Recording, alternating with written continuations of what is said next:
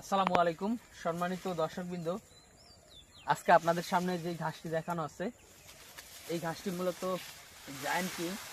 দর্শক শ্রোতা, এই ঘাসটিকে মূলত তাইওয়ান থেকে যেহেতু আনা হয়েছে সে কারণে তাইওয়ান হাইব্রিড বলা হয়।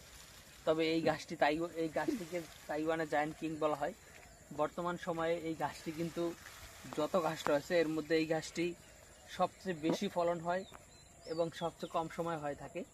দর্শক শ্রোতা, আমরা মূলত এই ঘাসটি অল্প কিছুদিন আগে লাগিয়েছি।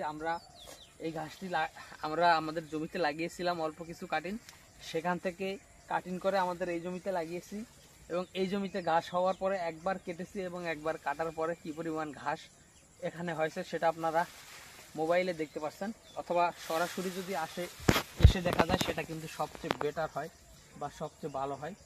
এমনিতেই আসলে ড্রোন ক্যামেরা দিয়ে ভিডিও করলে ভালো বোঝানো সম্ভব হয়, এটা যেহেতু মোবাইল দিয়ে ভিডিও করা সে কারণে ভালোভাবে বোঝানো সম্ভব হয় না। দর্শক শ্রোতা, এদিকে যদি দেখেন তাইওয়ান ঘাসগুলো কিন্তু আপনার অল্প সময়ে অধিক ঘাস হয় এবং এই গাছগুলো অনেক বেশি মোটা হয়। এখানে মাটিটা যদি দেখেন একেবারেই শুকনো মাটি, কারণ এখন চৈত্র মাস চলতেছে, সেটা আপনারা হয়তো বুঝতে পারতেছেন যে এবারে আমাদের শরীয়তপুরের এদিকে কোনো বৃষ্টি হয়নি, এ কারণে মাটিগুলো একেবারে শুকনো।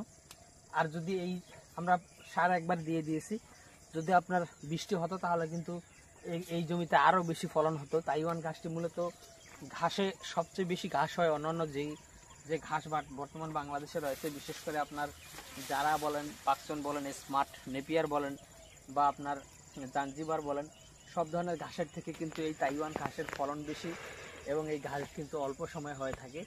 তো দর্শক বন্ধুরা, আমরা কিন্তু সব ধরনের ঘাসই লাগিয়েছি। আপনি চাইলে তাইওয়ান হাইব্রিড ঘাসের কাটিংটিও লাগাতে পারেন, আপনি চাইলে জারা ঘাসের কাটিংও লাগাতে পারেন, আপনি চাইলে সবুজ পাকচন, লাল পাকচন লাগাতে পারেন, আপনি চাইলে ইন্দোনেশিয়ান স্মার্ট নেপিয়ারটাও লাগাতে পারেন। দর্শক, আপনি চাইলে গুয়াতিমালা লাগাতে পারেন। পাশাপাশি পানিতে চাষ করা হয় সেই জার্মান হোয়াইট এবং অজানাও আমরা লাগিয়েছি।